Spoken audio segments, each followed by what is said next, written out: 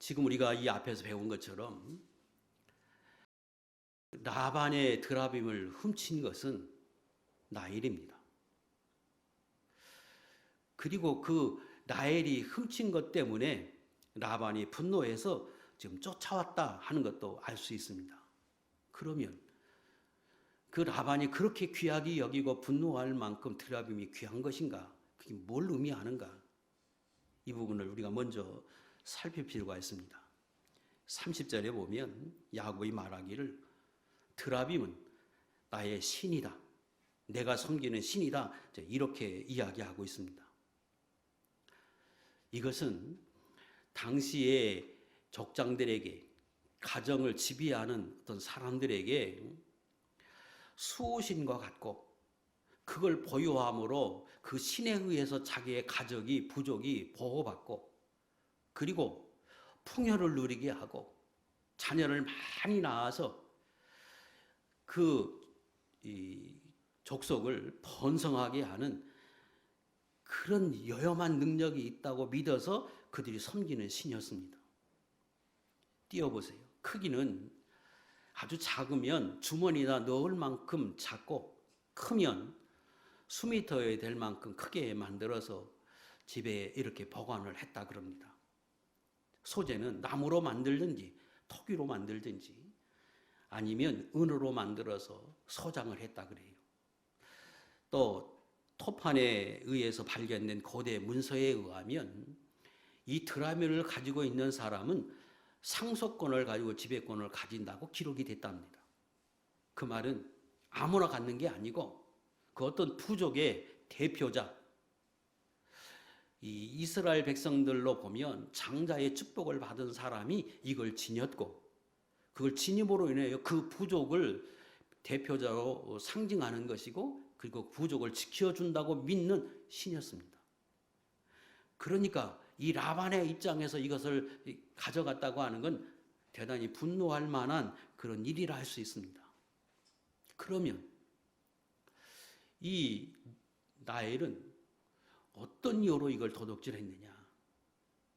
제가 찾아보니까 어떤 학자가 말하기를 이 아버지가 딸을 야곱에게 팔고 그리고 딸들에 대한 분깃을 주지 않으려고 하는 그 아버지의 마음을 이들이 알고 이후에 상속권을 주장하기 위해서 그걸 훔쳤을 것이다 이렇게 주장하는 분들이 있는데 저는 현실적으로 한번 그 시집을 가서 멀리 그렇게 가면 다시 돌아오기가 어렵습니다. 현실적인 떨어지지 않는 주장이 아닌가 하는 생각을 합니다. 제가 생각할 때 또 많은 학자들이 말하기는 지금 라헬이 그 레아에 비해서 자녀를 많이 낳지 못했습니다. 그런데 이 신을 많은 자녀를 낳게 하는 그런 능력을 지녔다고 그들이 믿으니까 이 라헬 입장에서는 이걸 훔쳐서 자기가 보관하고 간직하고 있으면 이후에라도 자녀를 많이 낳지 않았을까. 마치 야곱이 형 에서의 장자권을 훔친 것처럼 빼앗은 것처럼 이 라헬도 그 아버지가 받았던 그 축복을 그가 소유해서 가나안 땅에 갈지라도 주인으로서 높은 권세를 가지고 능력을 소유하고 살고 싶어하는 욕심 때문에 가져가지 않았을까 이렇게 생각이 됩니다. 어쨌든 이건 대단히 옳지 못하고 하나님 앞에 합당하지 못한 것은 분명합니다. 드라빔을 훔쳤다고 지금 라반이 야곱에게 책망을 하니까 그 부분에 대해서 대단히 크게 분노를 합니다. 그리고 단호하게 이야기하기를 누구든지 이 드라빔을 소유한 것이 드러나면 살지 못할 것입니다. 수색해 보세요. 이렇게 단호하게 이야기합니다. 왜 그랬느냐? 그러면 이 야곱의 입장에서 보면 하나님을 섬기는 백성이 그 나라에서 신으로 모시는 그 드라빔을 소유한다고 하는 것은 있을 수 없는 것이다. 그리고 자기가 20년 동안 거기 살면서 자기의 수하에 들어온 많은 사람들이 하나님이 어떻게 역사하고 어떤 능력으로 인도해 주었는지를 다 보았는데 그 누구도 이것을 도둑질 했을 것이라고는 하는 것은 상상하지도 못했던 것으로 느껴집니다. 충분히 그럴 수 있죠. 그래서 절대로 우리 안에는 그런 사람 없을 것이다. 이렇게 단정적으로 생각해서 단호하게 이야기한 것으로 보입니다. 그러나 본문에 그가 라헬이 그걸 도둑질했다고 하는 걸 몰랐다. 그래서 그렇게 이야기했다. 기록한 것으로. 그 단호하게 그렇게 말했지만 그 말은 경솔한 것이었습니다.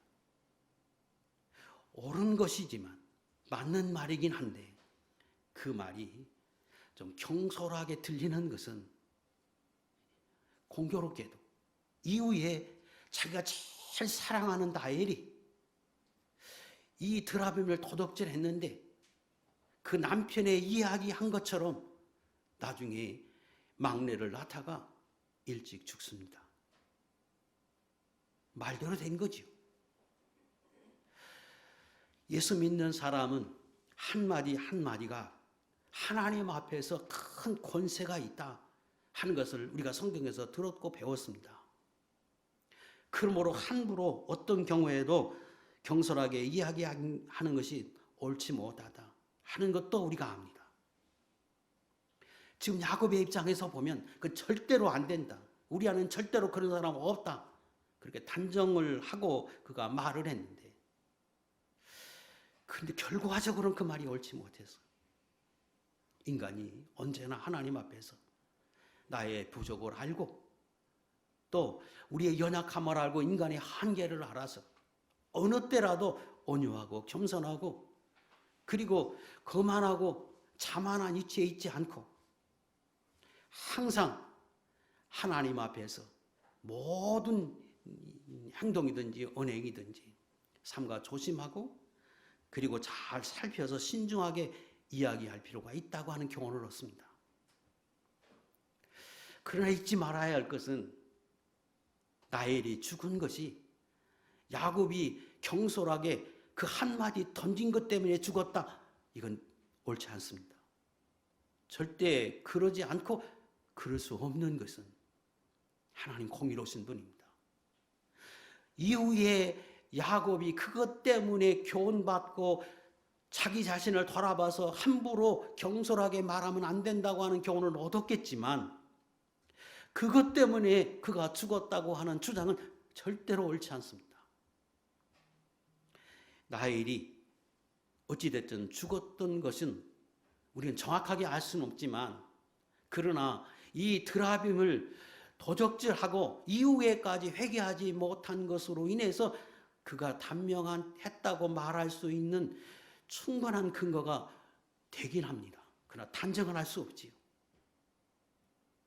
지금 분명히 하나님을 섬기는 사람이고 20년 동안 하나님의 역사를 받고 그가 스스로 하나님께서 자기 아버지의 재산을 빼앗아 남편에게 주었다고 말을 하면서도 불구하고 우상을 숨기고 그 도움을 받으려고 그가 간직을 하고 지금 이렇게 남편이 단호하게 이야기하는데 이후에 그걸 버리지 못합니다.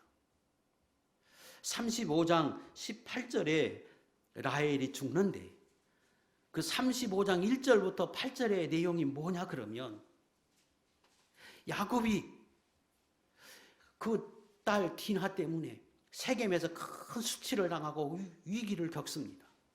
하나님 앞에 다급하게 기도하니까 하나님이 베들레에 올라가라 그러죠. 그리고 그때 내가 하나님 앞에 나갈 때 우상을 버리고 나가라고 하는 것을 깨닫고 그가 모든 사람들에게 다 이야기합니다. 너희가 가진 모든 우상, 장신구 다 버려라.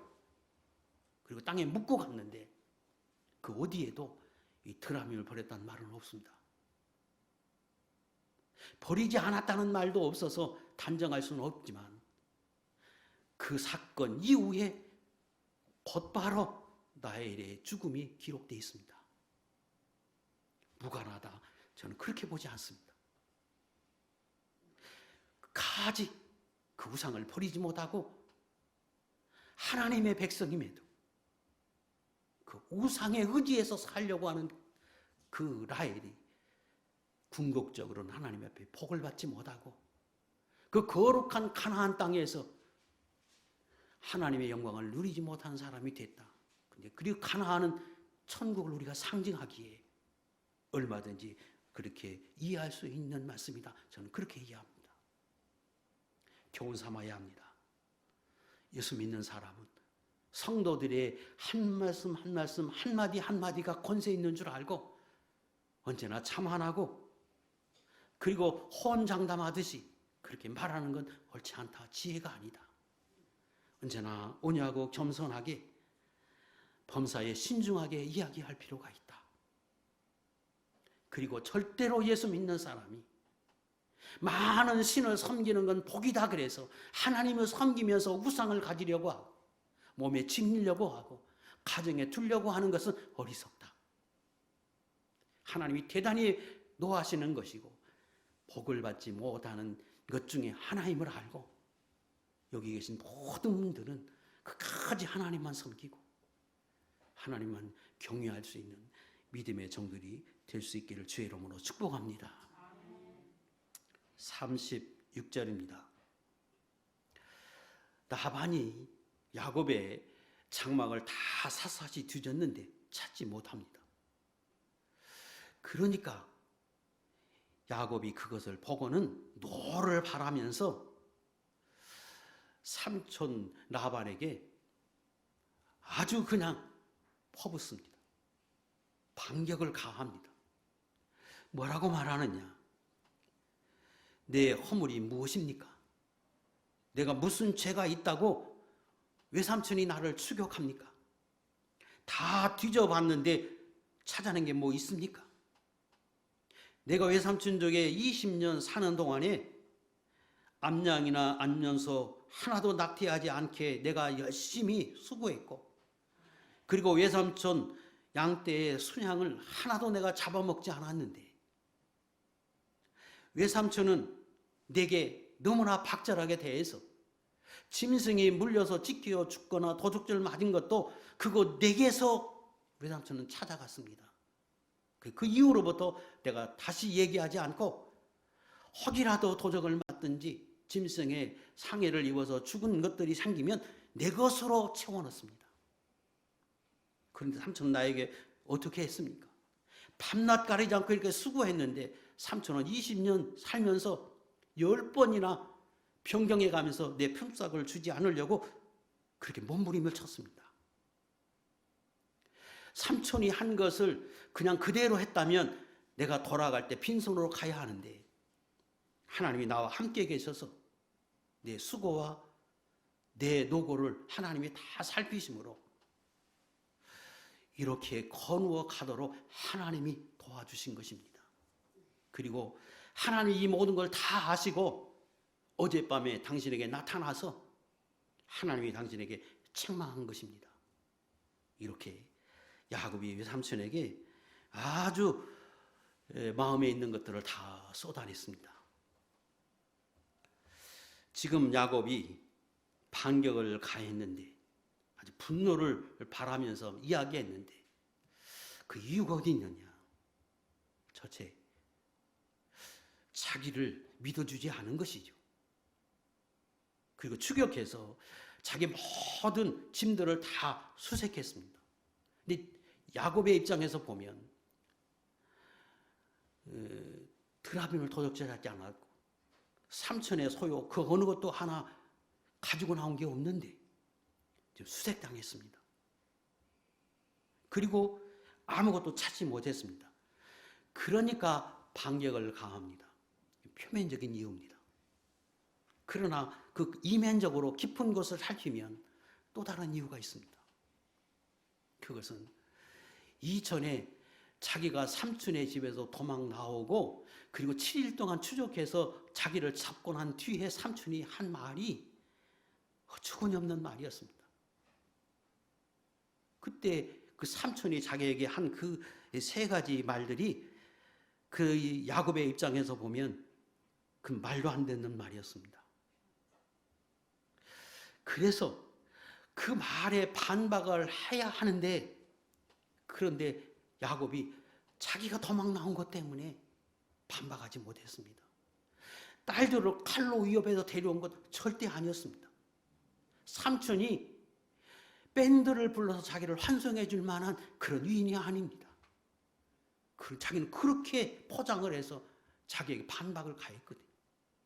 한마디도 말을 못했습니다. 왜? 그 도망 나온 것 때문에. 이번에는 반격을 가합니다. 삼촌의 잘못을 틈을 타서 자기가 하고 싶은 얘기를 다 하고 있어요. 또 하나는 사실 야곱이 그동안에 참고 그리고 몰래 도망 나온 것은 삼촌이 두려운 거죠. 뭐가 두렵느냐? 삼촌이 내 딸 데리고 가지 마. 그럼 어떡하겠어요? 제일 두려운 거죠. 그리고 그 다음에 짐승 다 내 것이야. 43절에 그렇게 말하고 있는데 그거 가져가지 마. 그럼 어떡하겠어요? 그래서 마음에 응어리가 쳐도 분노가 치밀어도 한마디 말 못하고 끙끙 참으면서 지냈는데 지금 가만히 보니까 하나님이 자기를 라반이 추격한 그 라반을 보고 하나님이 강권적으로 전격적으로 개입해서 꿈에 나타나셨거든요. 그런데 그 하나님이 하신 것을 라반의 입에를 통해서 지금 들려오는 말이 뭐냐 그러면 너 아무 말도 하지 말라. 잘잘못 따르지 말라. 그 말이잖아요. 그 말 속에 다 들었지요. 야곱이 그때 마음을 놓았을 겁니다. 그래, 하나님 이 문제도 간섭해 줬구나. 그래서 이제는 라반이 그렇게 악한 사람이라도 딸 빼앗고 그리고 이 짐승 다 가지고 갈 수 없겠구나. 안심했습니다. 그리고 나니까 그 라반의 잘못을 틈타서 그동안에 하고 싶었던 모든 말들, 응어리졌던 모든 것들을 다 쏟아내는 거예요. 자, 이 야곱이 한 말들이 옳은 말이냐? 대부분이 다 옳지요. 그러나 그 야곱의 말 속에서 우리가 알 수 있는 것은 내게 허물이 무엇입니까? 내 죄가 뭐라고 삼촌이 나를 추격합니까? 이렇게 이야기를 시작합니다. 그 말은 야곱도 삼촌 앞에는 잘못이 없다는 거예요. 잘못이 없나요? 99% 라반이 잘못됐다고 이야기할 수 있지요. 그렇다고 이 야곱은 완전하냐? 그러진 않아요. 인본주의를 써서 지금 그들 입장에서 보면 다 머리를 교활하게 해가지고 써서 그래서 다 자기 재산을 빼앗아 갔다고 그들은 알고 있거든요. 거기에 야곱의 허물이 없느냐? 있지요.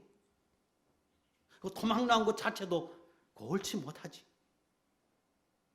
그런데 그 라반의 잘못을 틈타서 나는 완전하다. 내 허물이 무엇이냐? 이러고 있습니다. 그는 부족한 변이지만 또 그 말 속에는 야곱도 아직까지 그 부분에 대해서 크게 잘못이라고 그는 여기고 있지 않아요. 앞에서 배웠잖아요. 그게 야곱의 치명적인 단점인데, 약점인데 아직도 그 부분을 못 깨달았어요. 그것 때문에 수치를 당하고 어려움도 당하고 하나님 앞에 합당하지 못한 것인데 그 부분은 아직 깨닫지 못했어요. 자기는 옳다고만 여겨요. 대부분은 다 옳은 말이었습니다. 그래서 어떻게 됐느냐? 43절 그때 라반이 43절에 이렇게 이야기합니다. 딸들은 내 딸이요 자식들은 내 자식이요 양떼는 내 양떼요 내가 보는 것은 다 내 것이라. 내가 오늘 내 딸들과 그들이 낳은 자식들에게 무엇을 하겠느냐. 이제 그 야곱이 쏟아내는 그 말을 듣고는 라반이 그렇게 반응해요. 다 내 자식들인데 따지고 보면 너도 내 사위인데 내가 어떻게 하겠느냐. 이제 여기까지 와서 이렇게 이야기하고 있습니다. 그러면서 44절에 이리 와라, 우리 화해하고, 그리고 언약 맺자. 라반이 차청해서 이제 그렇게 이야기했습니다. 그래서 야곱이 좋습니다. 그리고 거기에 돌무더기를 만들고 거기에 흔적을 남깁니다. 그리고 거기서 언약을 맺습니다. 먼저 라반이 3가지를 약속하라 그럽니다. 내 딸들을 이후에 박해하지 않겠다고 여기서 이야기해라. 그리고 이외에 다른 아내를 얻어서 처벌하지 말라. 이걸 증거로 삼아서 여기 이상으로는 침범하지 말라. 나도 너에게 침범하지 않지만 너도 나를 침범하지 말고 서로 그렇게 지내자. 3가지 약속하게 하고 그들이 거기서 언약을 맺습니다. 하나님 앞에 제사하고 하룻밤 지내고 서로 헤어졌습니다. 전체적인 내용의 요지입니다. 우리 여기서 중요한 교훈을 얻어야 합니다. 지금 라반과 야곱이 지금 마지막으로 2 사람이 거기서 해피엔딩으로 끝났습니다. 화해했어요. 그런데 그 화해를 누가 한 것이냐? 하나님이 하게 하셨다는 겁니다. 그렇게 끝나지 않고 하나님이 마지막에 2 사람이 화해하도록 만들었다는 거예요. 그것을 하나님이 화해하게 했다고 하는 증거가 뭐냐? 저는 본문의 말씀 속에서 그게 느껴집니다. 첫째는 야곱이 절대로 화해할 생각이 없었습니다. 꾹꾹 참고 때가 되면 가리라. 그래서 마지막에 도망가서 그것으로 그 삼촌 라반과의 관계를 끊고 싶었습니다. 그게 최선이라고 생각했습니다. 야곱의 생각입니다. 라반은 그런 야곱을 보고는 화가 치밀어서 내가 반드시 쫓아가서 이놈 잡아가지고 가만히 안 둬. 이게 라반의 생각이었습니다. 그때 하나님이 보니까 가만히 안 있고 짐승도 뺐고 아내도 다 야곱의 아내도 빼앗고 다 데리고 올 생각을 하고 있으니까 하나님이 전격적으로 개입하신 거죠. 이 2 사람이 다 화해하려고 하는 생각도 없었고 그럴 만한 지금 위치에 있지 않았습니다. 하나님이 개입하십니다. 어떻게 하나님이 화해하게 했느냐? 화해하게 하는 것은 라반이 먼저 말을 꺼냅니다. 그 라반이 그렇게 악한 사람이 왜 갑자기 화해하자고 하느냐? 자, 라반의 입장에서 제가 말씀드려 보겠습니다. 라반이 분이 나서 짐승 빼앗고 그 자기 딸들 다 데려올 생각을 가지고 갔는데 하나님이 꿈에 나타나서 경고하십니다. 빼앗는 거 그만두고 잘잘못 가리지 말라. 하나님이 개입하십니다. 손도 못 대. 그래도 그게 분이 풀리지 않아서 아무 말도 하지 말라 그러는데 가서 막 쏘다니지요. 하나님이 그 라반이 그렇게 쏟아내니까 그것 때문에 또 야곱은 더 상처를 받아서 이번에 라반이 잘못한 걸 틈타서 야곱이 다 자기 걸 쏟아냅니다. 근데 라반이 가만히 들어보니까 그 말이 다 맞거든요. 사실은 자기도 그동안에 있을 때에 이 야곱에게 잘했다고 생각했는데 그래서 딸도 주고 짐승도 주고 다 그리고 갔다고 생각하고 야곱이 그동안 아무 말 안 해서 괜찮다고 생각했는데 지금 야곱이 말하는 걸 들어보니까 그 엉엉이 가졌어요. 한이 져가지고 막 자기의 서름을 그 분풀이를 지금 자기가 했거든요. 근데 가만히 들어보니 다 맞는 말이에요. 어떻게 생각하겠습니까? 하나님이 저에게 함께 있어서 복을 준 걸 내가 아는데 저 사위가 저렇게 한을 품고 돌아가면 가만히 있겠냐? 지금 힘 없어서 가지만 힘 기르면 가만히 안 있겠구나. 하나님이 두려움을 줍니다. 사위를 바라보고 두려움을 갖게 해요. 저 상태로 가면 내 딸들 어떻게 살겠냐, 거기 가서. 얼마나 박해받고 살겠느냐.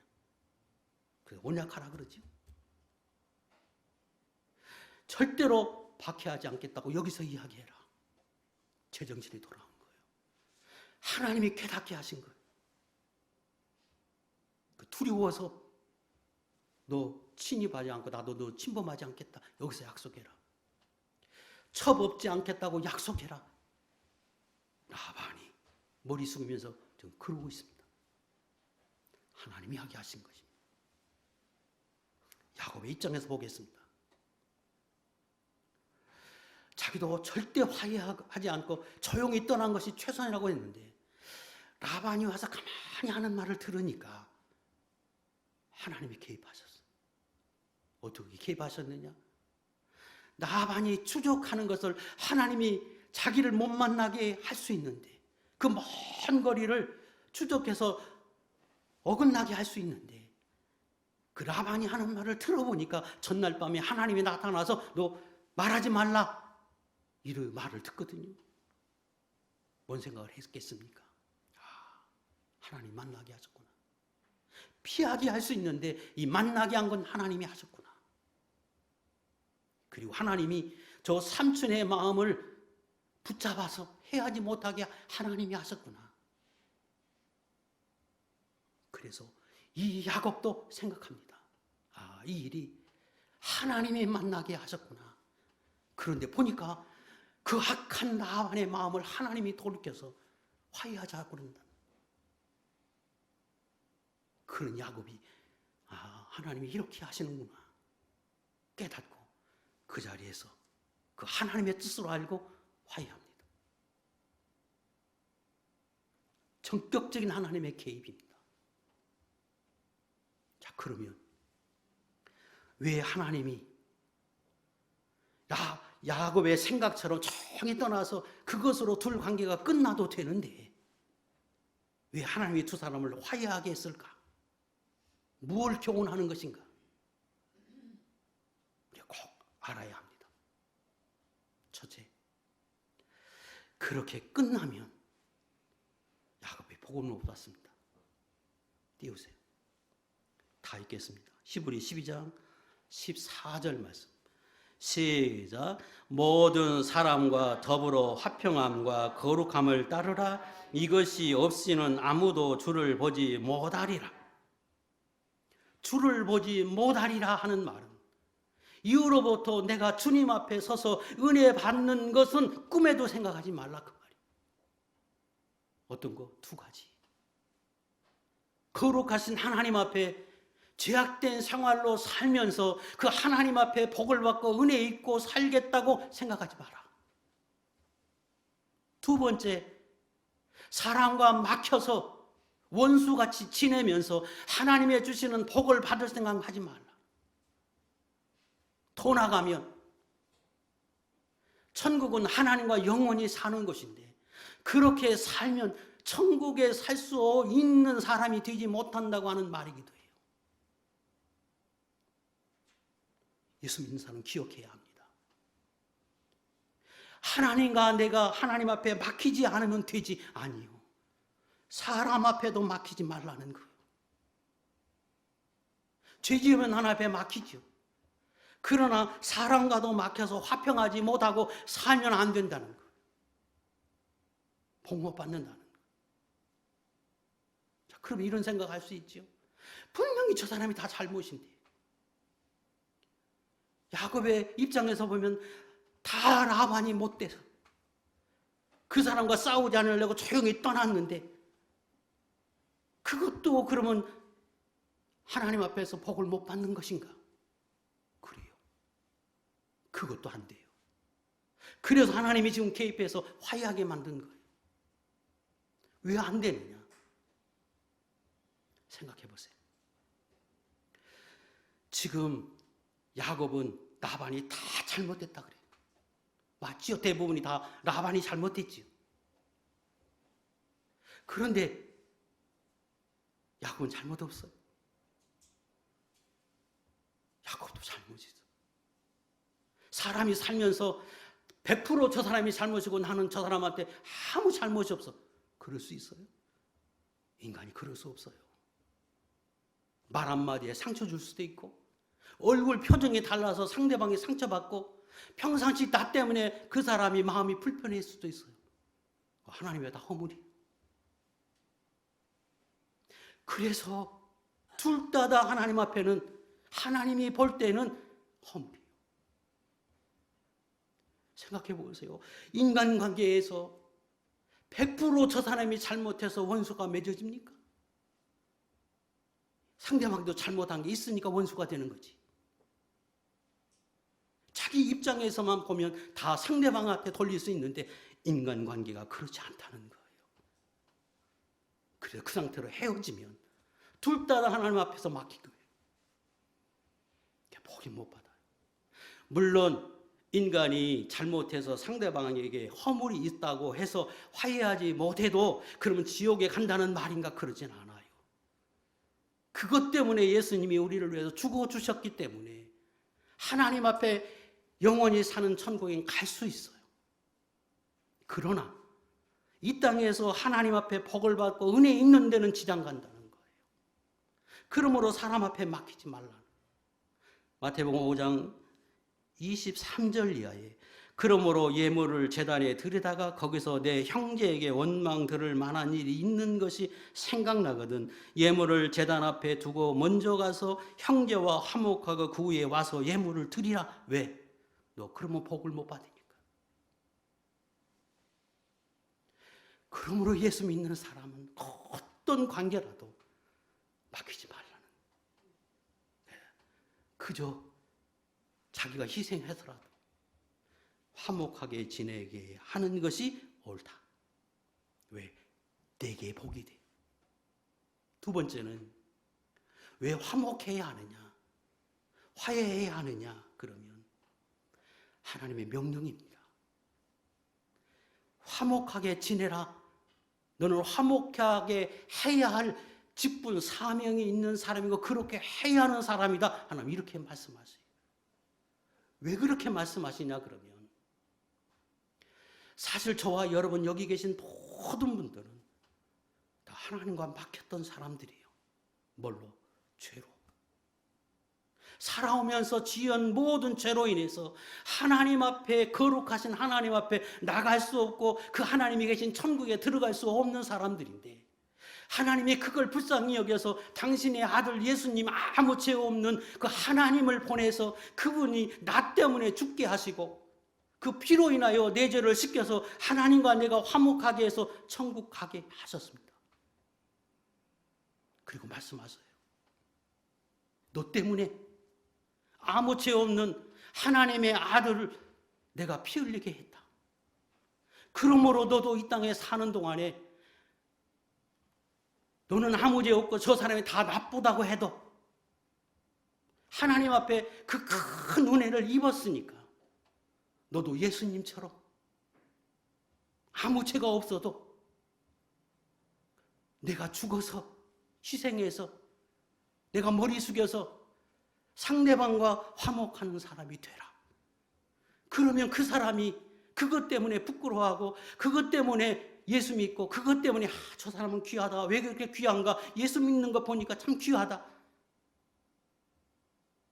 그래서 영혼 구원하고 하나님의 영광 돌리지 않겠느냐. 너는 그렇게 해야 할 사람들이다. 이렇게 말씀하십니다. 고린도후서 5장 17절 이하의 말씀입니다. 시작. 그런즉 누구든지 그리스도 안에 있으면 새로운 피조물이라. 이전 것은 지나갔으니 보라 새 것이 되었도다. 모든 것이 하나님께로부터 났으며 그가 그리스도로 말미암아 우리를 자기와 화목하게 하시고 또 우리에게 화목하게 하는 직분을 주셨으니 그런즉 누구든지 그리스도 안에 있으면 예수 믿으면 새로운 피조물이다. 하나님의 자녀다. 새 사람이다. 천국에 살 사람이 되었다. 보라, 이전 것은 새 것이 되었도다. 너는 새 사람, 하나님의 사람이 되었다. 천국 백성이 되었다. 모든 것이, 그것이. 그래서 하나님의 자녀가 되고 구원을 받고 그 복을 받는 그것이 하나님께로부터 났다. 하나님의 은혜다. 예수 그리스도 하나님의 자녀가 하나님의 아들이 주고 주심으로 그게 가능했다. 그가 그리스도로 말미암아 우리를 자기와 화목하게 하시고 우리에게 화목하는 직책을 주었다. 그러므로 하나님이 내게 명령해서 너도 다른 사람들에게 화목하게 하라는 사명, 명령을 하나님이 하시는 것이다. 직분을 주신 것이다. 사명을 주신 것이다. 이렇게 말씀하십니다. 그러므로 예수 믿는 사람, 하나님의 거룩한 은혜를 입어서 내가 하나님의 백성이 되었으므로 그 어떤 사람과도 화목하라고 하나님이 말씀하십니다. 로마서 12장 18절 20절 할 수 있거든 너희로서는 모든 사람과 더불어 화목하라. 옛 원수가 줄이거든 먹이고 목마르거든 마시게 하라. 그리함으로 내가 숯불을 그 머리에 쌓아 놓으리라. 저 사람이 정말로 다 잘못했는데 그럼에도 내가 잘못한 사람처럼 그 사람과 화해하면 그 사람이 얼마나 부끄럽겠어요. 얼굴이 뜨거워지고 그리고 또 머리가 뜨거워지고 그걸 이야기하는 거예요. 숯불을 놓으리라. 얼마나 그 사람이 창피하기도 하고 마음의 가책을 받겠느냐. 그러므로 내가 먼저 화해하는 사람이 되라고 말씀하십니다. 또 있습니다. 잠언 16장 7절 말씀 읽겠습니다. 시작. 사람의 행위가 여호와를 기쁘시게 하면 그 사람의 원수라도 그와 더불어 화목하게 하시느니라. 하나님을 정말로 기쁘게 하면 원수 같은 사람도 하나님이 너와 화목하게 한다. 왜? 너를 하나님이 기뻐하셔서. 너를 기뻐해서 너에게 복이 되게 하기 위해서. 첫째. 두 번째는 그게 성숙한 사람인 거로. 그게 하나님의 자녀이므로. 그게 예수님을 닮은 사람이므로. 너로 인하여 그리스도의 모습이 되도록 하나님이 만들어 주신 것. 지금 야곱은 라반과 비교할 수 없을 만한 의인이지요. 하나님이 기쁘시게 한 사람이요. 그런데 그가 그걸 깨닫지 못하고 그저 슬쩍 도망가서 그걸로 그 관계를 끊으려고 했는데 하나님은 아니야, 너 그러면 안 돼. 그 모습은 내가 기뻐하는 모습이 아니야. 그래서 하나님이 개입하셔서 화목하게 하셨습니다. 이 땅에 사는 동안에 그 어떤 사람도 불편한 것이 있으면 가서 푸세요. 그렇게 화목하고 화해하라는 말은 그 이후에도 서로 잘 지내라는 말은 아니에요. 그러지 않을 수 있어요. 상대방에 달렸죠. 그러나 내 허물이 있을 수 있어요. 어떤 경우에도 화해하고 그리고 그 이후에 왕래가 안 되면 그것도 하나님께 맡기는 거예요. 그러나 화해하는 건 내게 있다. 예수 믿는 사람은 그래야 된다 하는 교훈을 얻습니다. 자, 마지막으로 지금 라헬과 야곱과 라반이 이 31장으로 이제 마무리됩니다. 이후에 서로 만나지 않습니다. 라반은 성경에 등장하지 않습니다. 이 20년 동안에 네 사람이 어울려서 살았는데 그 네 사람의 삶을 아주 간략하게 그저 몇 분 만에 제가 마무리하면서 교훈을 얻으려고 합니다. 먼저 야곱입니다. 그는 믿음의 사람이었습니다. 그 20년 살면서 그의 믿음 있는 모습이 그 생활 속에서 다 드러났습니다. 하나님이 드러내셨습니다. 그리고 그의 드러난 믿음에 따라서 하나님이 복을 주셨습니다. 그런데 그 야곱에게 부족한 것이 있었는데 그게 그 욕심대로 뭘 이루려고 하고 그 욕심을 채우기 위해서 수단과 방법을 가리지 않는 그 약점도 있었습니다. 그런데 하나님은 그 약점대로 행하는 야곱에게 고난도 주십니다. 아픔도 주고 미움도 받게 하고 비난도 받습니다. 공의 하나님이요, 그걸 통하여 깨달으라고, 그걸 통하여 자기의 부족을 보라고 하나님 그렇게 역사하십니다. 일방적이지 않아요. 예수 믿는 사람이니까 무조건 아니요, 그럴 수 없어요. 하나님. 그리고 그 단점을 보라고, 자기가 똑같은 사람, 자기보다 더 강력한 라반을 만나게 해서 그 라반으로 속이면서 자기의 모습을 보게 하십니다. 하나님의 목적은 너를 보라는 거예요. 그래서 속았습니다.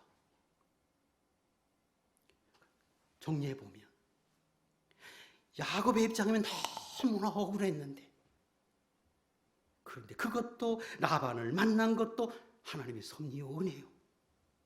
속은 것도 야곱을 위한 것이었습니다. 그게 믿음이 드러났고 그걸 통하여 자기를 보게 했고 궁극적으로 그게 복이 되도록 하나님 역사하셨습니다. 기가 막힌 하나님의 섭리지요.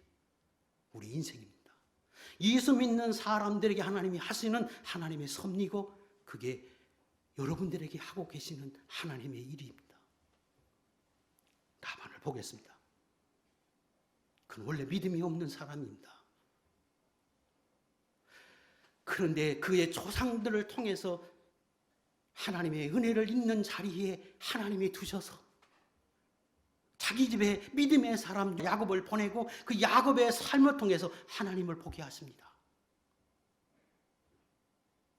그리고 그 야곱을 통해서 부족함도 보게 합니다. 그래서 인간의 꾀로 행하고 수단과 방법을 가리지 않고 행했더니 다 궁극적으로 하나님이 빼앗을 거예요. 믿음으로 행하는 자기가 하나님과 함께하고 있다는 야곱 주는 걸 자기가 눈으로 보게 하십니다. 그런데 그는 궁극적으로 하나님을 섬기지 않아요. 결정적일 때 그 하나님을 그렇게 봤었는데 그는 드라빔이라고 하는 우상을 섬겨. 그런데 하나님이 그것도 얼마나 무가치한지 드라빔도 빼앗기게 하고 드라빔을 가지고 있음에도 불구하고 자기 재산을 다 하나님을 섬기는 야곱에게 주게 하는 걸 경험하게 합니다. 그런데 마지막 결정적일 때 하나님은 드라빔을 버리도록 도적맞게 했는데 그리고 하나님이 봤을 것 아닙니까? 어떻게 행동하는지 띄우세요. 24절 읽겠습니다. 시작. 밤에 하나님이 아람 사람 나반에게 현몽하여 이르되 너는 삼가 야곱에게 선악간에 말하지 말라. 그리고 하나님이 봤더니 하나님을 그렇게 경험하고도 야곱을 통해서 하나님이 내게 복을 주었다, 내게 복을 주었다고 그가 고백함에도 불구하고 그 우상의 헛됨을 경험함에도 불구하고 하나님의 우상을 버리게 하고 도적맞게 했음에도 불구하고 그 드라빔 도적 맞은 것 때문에 분노해가지고 군사를 이끌고 내가 죽여야 되겠다. 그리고 출발하는 그의 모습을 하나님이 이렇게 표현합니다. 아람 사람 처음 등장하는 말이에요. 무슨 말입니까? 이방인 너는 틀렸어. 너는 복을 받지 못해. 너는 하나님의 사람이 아니야. 이렇게 하나님 말씀하신 겁니다. 한 번도 이렇게 기록한 게 없어요. 이 광경에서 이렇게 말씀하세요. 저는 그렇게 들립니다. 여러분 살면서 여기 계신 분 중에 그런 분 안 계십니까? 하나님을 그렇게 경험하고도 수많은 하나님의 이적을 봄에도 살아계심을 봄에도 불구하고 결정적일 때 하나님을 버려버려요. 세상을 선택하고 우상을 선택하고 가치 없는 것에 자기 인생을 바쳐. 이방인입니다. 하나님의 백성이 아닙니다. 그가 29절, 53절 이렇게 이야기합니다. 너를 해할 만한 능력이 내 손에 있으나 너희의 아버지의 하나님이, 야곱에게 말합니다. 너희의 하나님이, 나의 하나님은 되지 못해. 너희의 하나님이. 여러분 이러지 마세요. 그렇게 하나님을 알면도 불구하고, 하나님이 보임에도 불구하고, 체험하기에도 불구하고, 너희 하나님이, 너나 잘 섬겨. 너희의 하나님이. 이런 어리석은 사람이 어디 있습니까? 이런 무책임한 사람이 어디 있어요? 자기 몸에, 자기 영혼에 무책임한 사람. 하나님을 그렇게 봄에도 불구하고 나의 하나님은 되지 못해. 53절 아브라함의 하나님, 나홀의 하나님, 그들의 조상의 하나님. 얼마나 무지해요. 나홀 자기 할아버지, 나의 할아버지 하나님뿐이에요. 하나님이 그 조상의 은혜를 입어서 하나님을 보임에도 불구하고, 야곱을 보내서 하나님을 만나게 하는 기회를 줌에도 불구하고, 너희 하나님, 조상의 하나님, 자기 하나님의 고백하지 못해요. 얼마나 어리석어요. 저는 여기 계신 분 중에 한 번도 그런 분 없이 진심한 마음으로 평생에 나의 하나님, 나의 하나님, 그렇게 해서 하나님의 백성, 천국 백성으로 살아가는 축복 있는 종들이 될 수 있기를 주의 이름으로 축원합니다. 라헬과 레아입니다. 레아는 야곱으로 인해서 결혼하는 은혜를 입었습니다. 어떤 그런 은혜를 입었느냐? 조상 그 할아버지 그 나홀의 은혜를 입어서 야곱이 그 고향까지 와서 결혼합니다. 왜? 하나님의 택한 백성들이라고 생각해서. 예수 믿는 사람이 집안, 예수 믿는 집안하고 결혼하듯이. 그래서 결혼하고, 그리고 거기서 하나님을 경험하게 하십니다. 그랬더니 레아는 하나님을 섬깁니다. 어떻게 아느냐? 그가 첫째 아들을 낳았는데 이름을 르벤이라고 집니다. 아들이다. 아들이다. 하나님이 나에게 아들을 주었다. 두 번째 아들을 낳았는데 시몬입니다. 하나님이 내 기도를 들어서 또 아들을 주셨다. 셋째를 낳고 넷입니다. 그런데 하나님 나에게 부족한 게 있는데 남편이 나를 사랑하지 않아요. 나를 사랑하게 해주십시오. 이름을 그렇게 짓습니다. 넷째를 낳았는데 유다라고 짓습니다. 그래도 여전히 남편이 자기를 사랑하지 않아요. 그런데 그는 하나님 앞에 하나님을 찬송합니다. 됐습니다.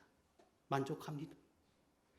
남편의 사랑을 받지 못해도 하나님이 내게 이런 은혜를 주니까 내가 만족합니다. 그래서 유다라고 짓는데 그 유다의 후손을 통해서 예수님이 오십니다. 축복이지요. 하나님 앞에 예, 하나님 감사합니다. 그랬더니 후손을 통해서 예수님이 오게 하세요. 믿음의 사람입니다. 라헬입니다. 같은 조건 안에서 같이 살았어요. 그런데 언니는 결정적일 때 하나님을 찾고 하나님 앞에 부르짖고 하나님 앞에 기도하고 감사하는데, 그는 결정적일 때 우상을 의지해요. 트라빔을 소유해서 그 힘으로 자식 낳아보겠다고, 부자가 돼보겠다고. 어리석기 그지없습니다. 라반과 라헬은 같아요. 그래서 그는 복을 받지 못하는 인생이 되고 말았습니다. 가나안 땅을 밟아보고 거기서 누리지 못하고 살게 했습니다. 하나님은 이 20년 동안의 삶을 통해서 철저하게 살아계신 하나님을 보였습니다. 이제 오늘로 이 삶을 아주 간단하게 제가 1시간 더 할까 하다가 이렇게 마치려 그럽니다. 주셨던 교훈들을 잘 새겨서 여기 계신 모든 분들은 하나님의 사랑으로 복 있는 사람으로 그렇게 살아드리는 귀한 종들이 될 수 있기를 주의 이름으로 축복합니다. 기도하겠습니다.